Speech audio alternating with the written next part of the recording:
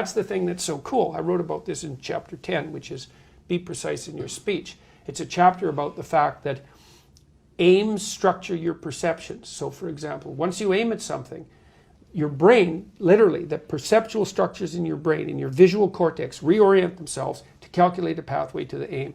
And then what they show you in the world is obstacles to that path and open pathways to the path. That's actually how the world reveals itself. Just like when you're driving in a car and you have a map and you aim at a particular place, then all the things that are related to that place show up in the world. It's exactly the same thing. Because you are traveling through time and space, right? And you need a map.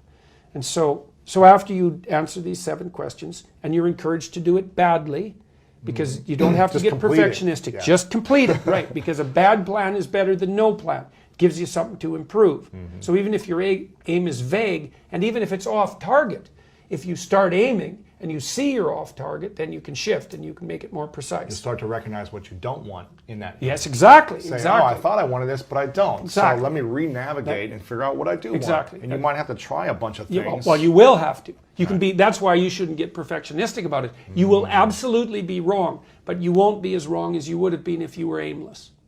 Right. So there's a bit of humility. No man's land. No man's land is not worse good. than going No man's somewhere. room is worse than a bad path. Yeah. That's exactly right. Ooh, I like that. That's a good one. That's a good one, and it's right. It's right. You don't want to be in no man's land. Why did you use that phrase? Because that's right. That's exactly right. I think for me, the idea of walking around aimlessly is like the worst idea in the world. It's like zero purpose, zero mission, zero certainty at all. It's like walking around in no man's land, aimlessly. But it's funny too, because in no man's land, everybody's shooting at you.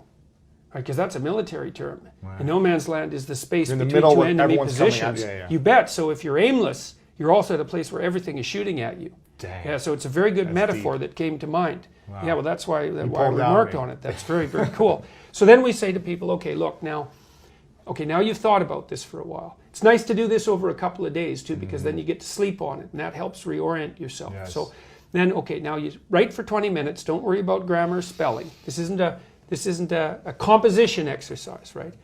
You get to have what you want 3 to 5 years down the road. What does your life look like, hypothetically? Write it out. Write it out. Okay, so then that's the first part. The second part of the exercise, so now you've got your thing to aim at. You think, well, I'm motivated because I got my thing to aim at. It's like you're not as motivated as you could be because you don't yet have your thing to run away from. Because if you really want to be motivated, you want to be going somewhere, and you want to be not going somewhere else. Which typically is a pain, right? Yes, or pain or anxiety. Some domain of suffering and guilt, let's say. I don't want to feel this anymore. Yes, exactly.